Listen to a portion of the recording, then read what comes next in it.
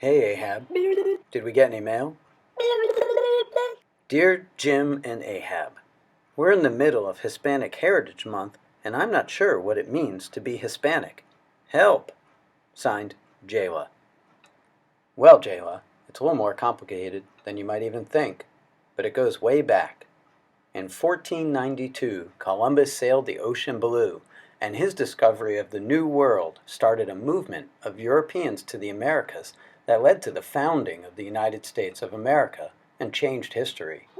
While Columbus himself was Italian, his famous ships were crewed mainly by Spaniards, from Juan de la Cosa, owner of the Santa Maria, to Diego de Arana, master-at-arms, from Dr. Juan Sanchez to painter Diego Perez, all Spaniards, people from Spain. Columbus's landing marked the beginning of Hispanic history in America. In fact, the first lasting settlement in America was not at Jamestown. That was the first permanent English settlement. But the first settlement in America that lasted was a Spanish fort at St. Augustine, Florida, more than 40 years earlier.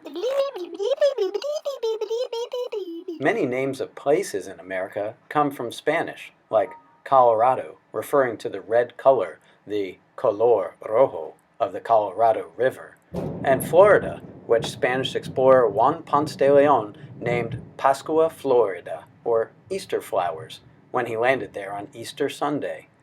Then there's Los Angeles, meaning the angels, a shortening of El Pueblo de Nuestra Señora de la Reina de los Ángeles del Rio de Porrincula. You can see why they shortened the name. So, Hispanic American roots go back to the earliest days of America, but it wasn't until 1970 that the U.S. government started including Hispanic as an ethnic category on the census. The funny thing, though, is that most of the people described as Hispanic or Latino, people who speak Spanish and whose family comes from Spain or Latin America, do not think of themselves as Hispanic.